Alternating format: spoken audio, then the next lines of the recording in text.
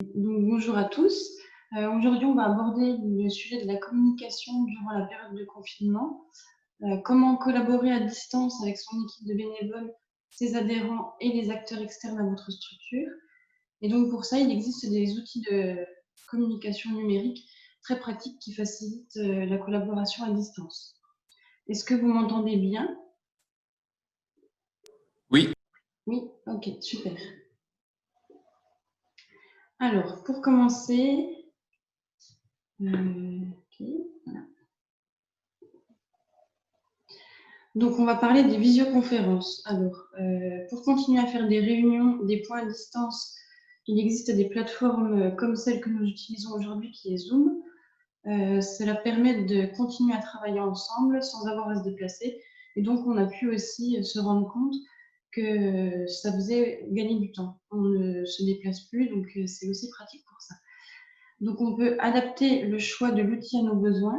Combien y aura-t-il de participants à cette réunion? Certaines plateformes sont limitées en nombre de participants, donc ça peut être bien de le savoir avant. Est-ce qu'on a besoin du partage d'écran? Comme aujourd'hui, on a un diaporama, donc c'est pratique de pouvoir partager son écran. Et il faut aussi préparer sa réunion comme une réunion physique. Donc, établir un ordre du jour, préparer les supports, toutes ces choses qu'on fait habituellement en réunion. Donc, il existe plusieurs outils pour faire ça. Jitsi Meet en est un, il est gratuit, il n'y a pas de limitation de participants. Skype aussi en est un, il est peut-être moins bien réputé parce que il est souvent, on arrive souvent, on a du mal à se comprendre en général. Celui-là est limité à 50 participants. Google Hangout, il est gratuit aussi, et il y a Zoom qui est gratuit pour 40 minutes maximum et payant pour avoir plus de fonctionnalités. Ensuite, nous pouvons aussi utiliser les documents partagés qui sont des éditeurs de texte ou de présentation orale ou de feuilles de calcul qui sont collaboratifs. Donc pour ça, il faut désigner une personne qui est responsable de la synthèse des modifications.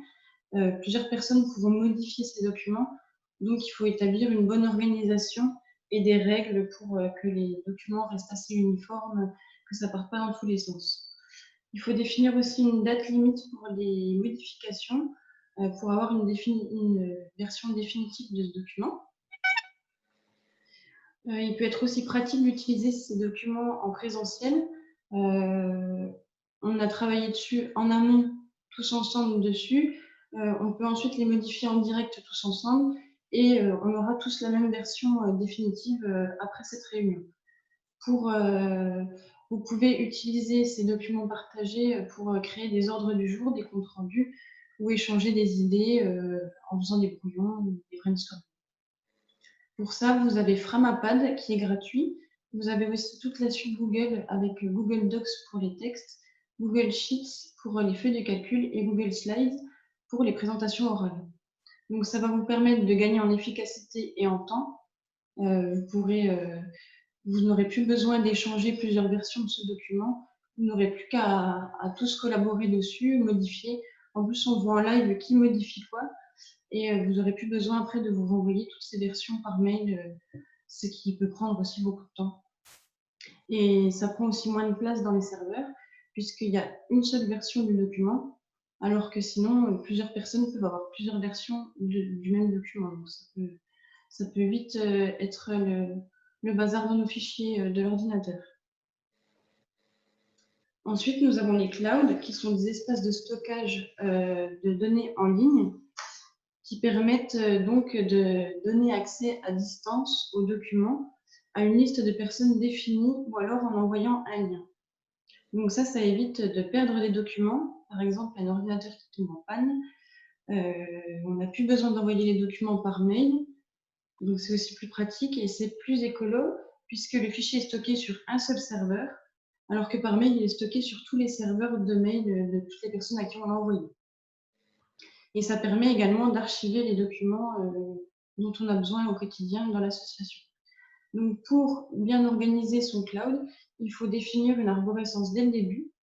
Donc, ça permettra de retrouver facilement les fichiers et fixer des règles aussi pour nommer les fichiers. Donc, pareil, ça permet de retrouver facilement et c'est plus simple quand c'est uniforme. Et on peut aussi trier régulièrement pour supprimer les documents dont on n'a plus besoin, déplacer des documents éventuellement mal rangés ou archiver des documents qu'on pourra se resservir plus tard. Voilà. Donc pour ça, vous avez Nextcloud, Google Drive et Dropbox qui sont gratuits mais payants pour plus de stockage. Il y a déjà il y a déjà beaucoup de place, donc on peut déjà mettre pas mal de fichiers, surtout si c'est des fichiers texte, c'est assez léger. Donc Google Drive et Dropbox sont assez pratiques. Pour gérer vos projets à distance, donc pour faire comme un diagramme de Gantt, on fixe les objectifs, les tâches, les étapes, les délais, les missions de chacun dès le début.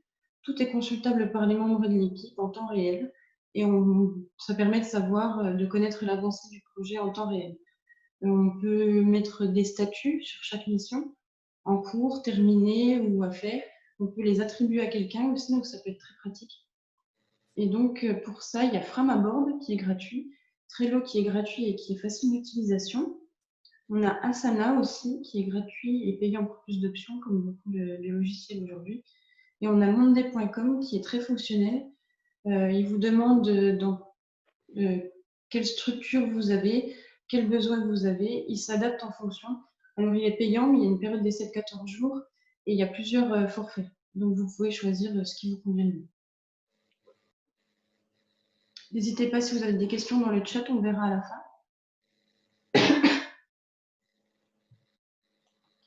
Pour garder le contact régulièrement avec les adhérents et les bénévoles, donc on peut mettre en place des conversations de groupe sur des plateformes en ligne qui vous permettent d'échanger régulièrement sur la vie quotidienne de la structure, pour transmettre des informations rapidement et facilement, des liens de documents partagés comme on a vu tout à l'heure.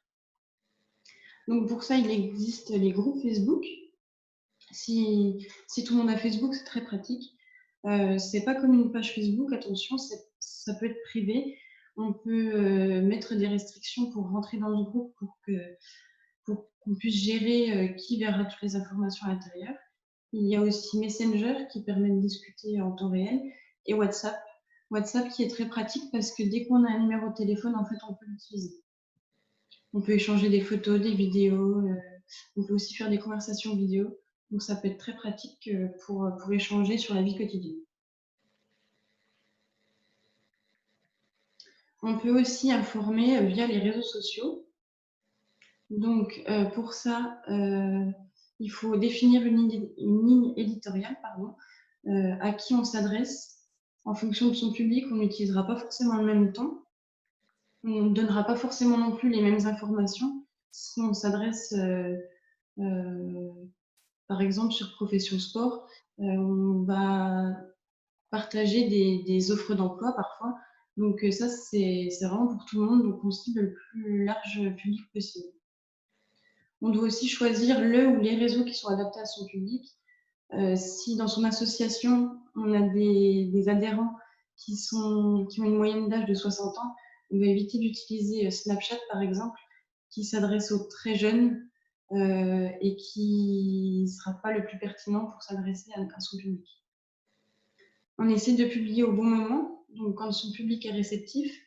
On a accès aux statistiques en fait des pages Facebook, des comptes Instagram par exemple. On peut savoir à quelle heure nos membres sont connectés. Donc en fait, l'algorithme de ces réseaux fait que selon plusieurs critères, on sera plus ou moins visible. Donc par exemple, selon l'heure à laquelle on publie, on sera plus visible dans le fil d'actualité par ses membres que si on publie à 2 heures du matin où personne ne verra l'information. Il faut aussi publier régulièrement sur ces réseaux parce qu'en fait, par exemple, une page Facebook qui n'est plus active depuis 2017, si on met une publication, elle sera moins visible que sur une page qui est active très régulièrement. On peut utiliser aussi, c'est conseillé, des beaux visuels de qualité. On passe beaucoup de temps sur les réseaux sociaux et on fait défiler l'écran pendant un moment. Et du coup, si on a un visuel qui est joli et qui impacte, en fait, on va plus facilement s'arrêter sur ce visuel que si c'était quelque chose qui n'accrochait pas du tout l'œil. Donc pour ça, on a des logiciels qui sont payants, mais on a aussi des plateformes en ligne comme Canva qui permettent de réaliser des stories, des visuels à poster directement, des présentations orales aussi. Ça pourra faire l'objet d'un autre webinaire si vous êtes intéressé. Il ne faut pas hésiter aussi à créer de l'engagement, de la conversation. Donc, par exemple, en posant des questions dans une publication, dans une story, ça va aider aussi à la visibilité de la page ou du compte. On peut aussi, oui, créer des sondages. Et en fait, plus d'engagement permettra plus de visibilité, forcément. Et si possible, établir un calendrier éditorial, donc prévoir tout ce qu'on va publier. On peut pour ça utiliser un document partagé, par exemple un Google Sheets. C'est une feuille de calcul comme Excel mais en ligne qui permet du coup d'organiser son calendrier de publication. On peut faire par exemple une feuille de calcul par réseau social et ensuite on crée nos publications, on met le texte, le contenu, les photos et le statut de la publication. Donc, c'est-à-dire est-ce que c'est déjà publié ou à quelle heure on va le publier, quel jour. Pour publier au bon moment, j'ai oublié de vous dire qu'on peut aussi programmer ses publications. Maintenant, il existe un outil, c'est Creator Studio, qui a été créé par Facebook. Donc, depuis Creator Studio, on peut gérer sa page Facebook et son compte Instagram. On peut donc maintenant programmer nos publications directement depuis cet outil. Et vous verrez, c'est gratuit, vous pouvez tester. C'est très très pratique d'organiser maintenant ces réseaux avec cet outil. Donc, comme réseau social, vous avez Facebook, Instagram, Twitter, vous en avez plein. Vous pouvez aussi sonder vos adhérents et vos bénévoles pour savoir ce qu'ils utilisent le plus, ce qui est le plus pratique pour eux. Et ensuite, vous pourrez vous adapter à votre public. On va passer aux questions. J'ai vu qu'il y en avait quelques-unes. Alors, quelle plateforme gratuite pour un visuel, Kat? Donc, il y a Canva qui est gratuit, qui est très intuitif en plus, il est très pratique. Donc, avec Canva, vous pouvez déjà faire pas mal de visuels. Il y a déjà les formats prédéfinis, donc vous pouvez créer des stories Instagram, des stories Facebook, des visuels Facebook, des visuels Instagram. Il doit y avoir aussi d'autres réseaux, je n'ai pas tout regardé non plus. Ensuite, vous avez aussi des options payantes sur Canva. Je crois qu'il y a une formule qui n'est pas très chère, c'est par mois. Donc, ça peut être intéressant aussi de prendre l'abonnement sur Canva. Et du coup, Ophélie, on pourra, oui, regarder pour un futur webinaire sur Canva et toutes les plateformes qui permettent de gérer ses réseaux sociaux et de faire de la créa. Pour Zoom, y a-t-il une durée maximum? Oui, c'est 40 minutes pour la version gratuite. Et ensuite, l'abonnement, j'ai plus en tête le prix. Il faudrait regarder. Après, il faudra parcourir tous ces outils.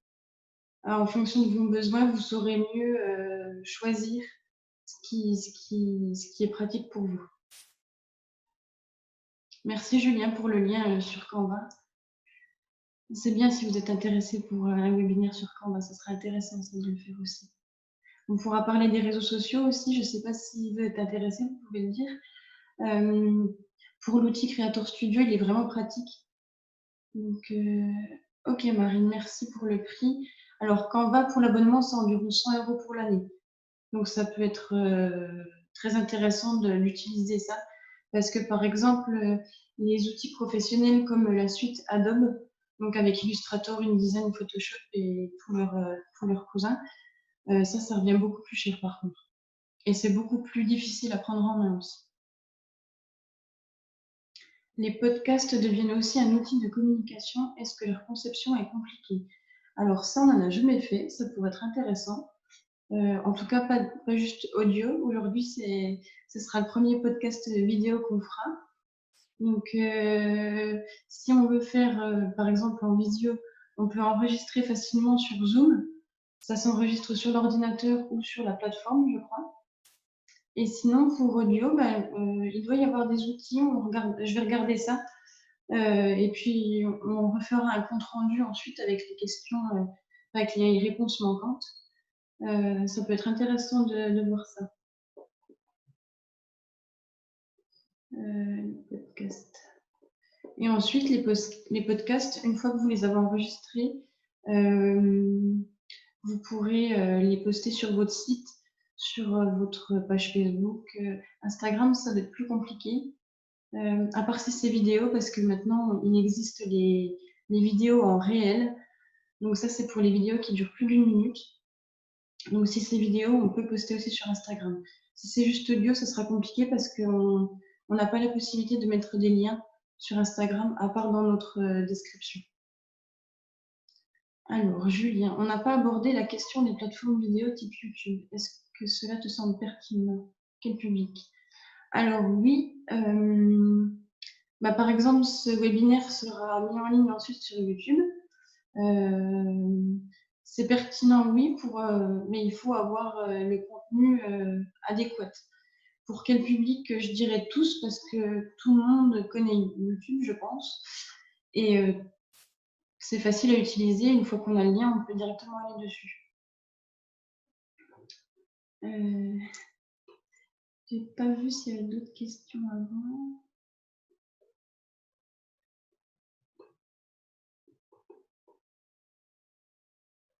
Non.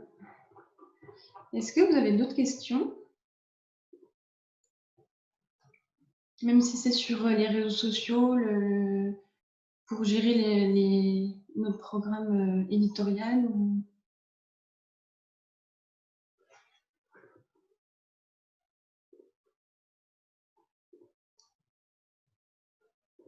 Sarah, si tu veux ajouter quelque chose.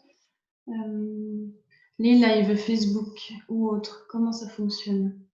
Comment faire de la vue? Alors, je pense qu'il faut communiquer en amont dessus. Il ne faut pas faire un direct comme ça sans avoir prévenu, parce qu'on ne sait pas si notre public sera disponible à ce moment-là. Alors que si on programme avant, on peut, le public se rendra disponible si ça l'intéresse. Il se rendra disponible et on peut activer des notifications pour le live. Sur Instagram, on peut aussi faire un compte à rebours. Je crois que ça doit être possible aussi sur Facebook, j'imagine. Et puis, on peut mettre une notification pour la fin du compte à rebours. Donc, comme ça, on reçoit une notification quand le live va commencer. Et aussi, Facebook envoie des notifications quand une page est en direct.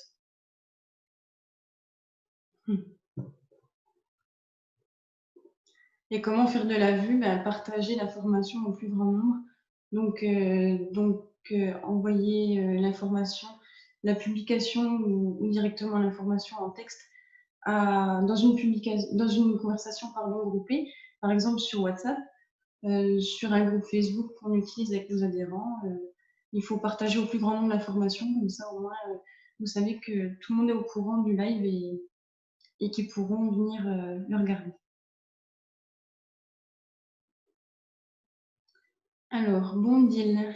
On vient de faire un aperçu des outils que je découvre pour la plupart. Il sera en effet intéressant de voir plus en détail. Lesquels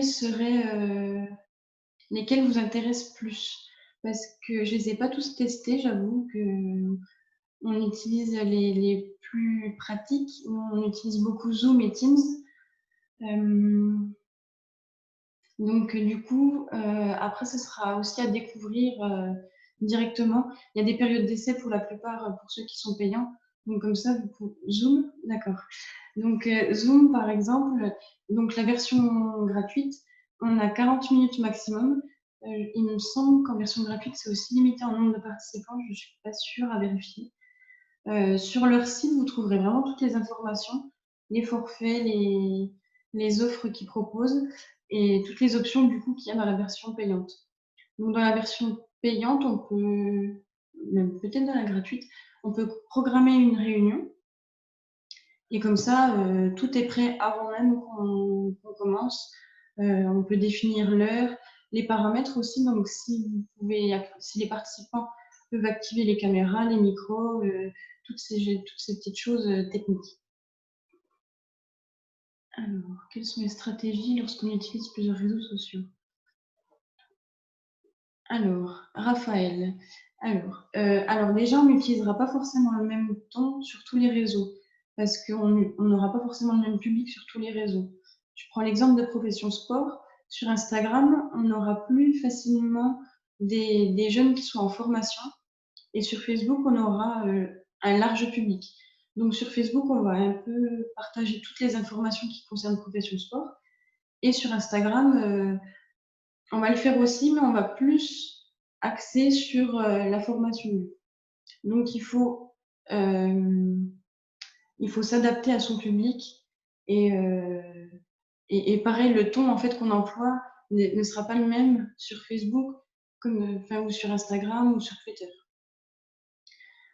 Après, la différence entre une publication et une story. Donc, la story, ça va rester 24 heures. Donc, ce sera quelque chose de visible, mais qui sera moins important, on va dire, qu'une publication. Une publication, elle va rester dans notre fil, dans notre compte Instagram ou dans notre profil Facebook, à notre page Facebook. Et donc, ce sera des choses qui doivent être pertinentes. Par exemple, si on travaille, si on est en réunion et qu'on veut le partager aux adhérents ou aux personnes qui nous suivent, on peut mettre une story dans laquelle on montre la réunion. Ce sera moins pertinent de le mettre en publication parce que ça, c'est des choses qui donnent pas d'informations. En fait, les stories, c'est plus pour montrer un peu la vie quotidienne, on va dire, de la structure.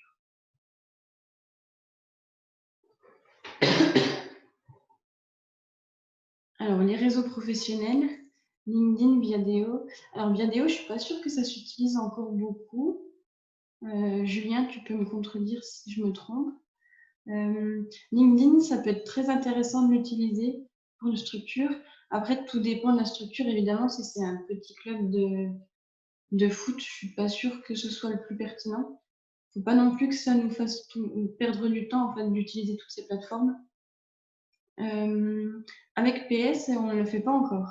C'est vrai qu'on en a déjà parlé, il faut qu'on le mette en place, mais il faut vraiment construire une vraie page LinkedIn et on ne peut pas le faire juste comme ça. Il faut être vivant en fait sur ces réseaux. Alors, il pourrait être aussi intéressant de créer un groupe avec les participants de ce webinaire. Oui, c'est vrai, Marine. Ça peut être fait juste après ce webinaire. Et comme ça aussi, je pourrais vous communiquer les infos auxquelles j'ai pas pu répondre parce que j'ai pas encore les infos. Alors, qu'est-ce qui vous paraît le plus pertinent pour vous? Est-ce que ce serait sur Facebook? Est-ce que ce serait... c'est à vous de nous dire, du coup, dans le chat. Oui, d'accord.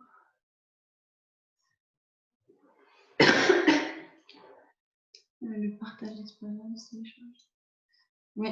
Alors, Trello, c'est un peu difficile Enfin, pas difficile, mais on va dire qu'il faut le prendre en main. Une fois qu'on l'a pris en main, c'est très facile. Il faut mettre en place le tableau et après, ça fonctionne par colonne. Il me semble que c'est ce qui est en cours, ce qui est à faire, ce qui est terminé. Et là, du coup, on a une vraie visibilité sur les projets en cours.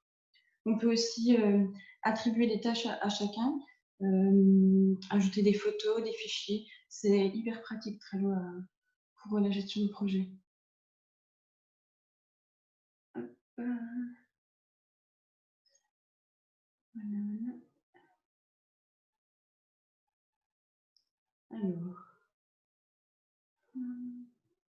Alors, Facebook.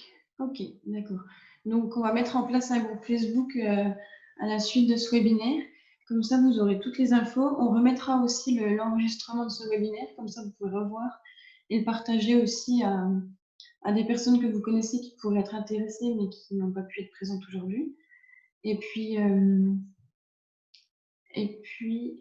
alors vous pouvez contacter du coup la page Facebook de Profession Sport et Loisirs Franche-Comté avec le compte avec lequel vous voulez être ajouté sur le groupe. Je sais pas si c'est clair. Mais comme ça, au moins, on saura qui ajouter dans le groupe. Et puis, je peux aussi vous envoyer le lien de ce groupe à vos adresses mail. Donc, les adresses que vous avez utilisées pour vous inscrire à ce webinaire. Voilà. Merci Caroline. Caroline a mis dans le chat la page Facebook de Profession Sport. Merci. Voilà. Est-ce que vous avez d'autres questions?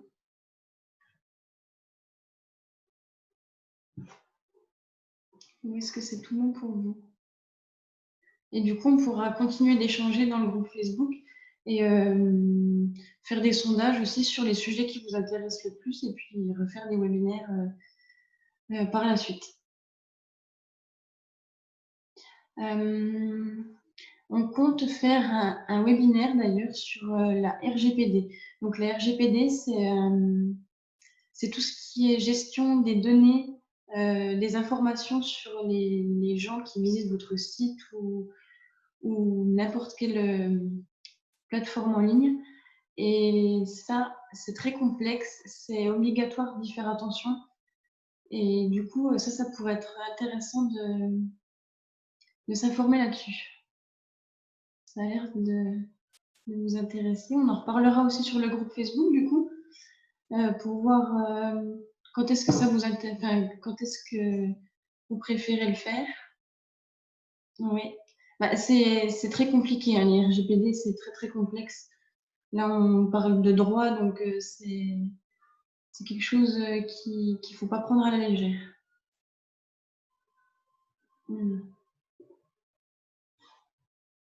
Alors, on pourra le faire jeudi prochain si ça vous intéresse. Ça va peut-être être court en temps, donc on vous redira la date précise et l'heure. Est-ce que le midi, ça vous convient?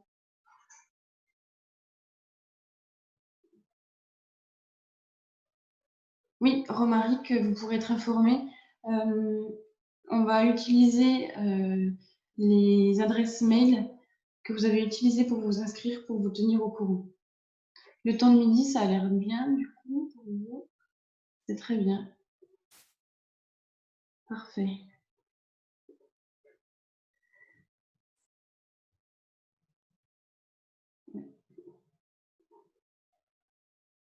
Oui, et puis on communiquera aussi à toute notre base de données d'adhérents. Donc, de toute façon, si vous avez reçu le premier mail de Sarah, c'est que vous êtes dedans et vous aurez les autres informations aussi.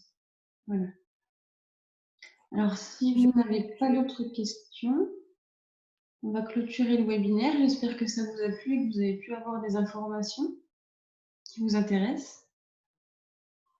Je rebondis du coup suite à l'intervention de Candice. Hein, merci pour ton intervention. Merci à tous d'avoir été présents.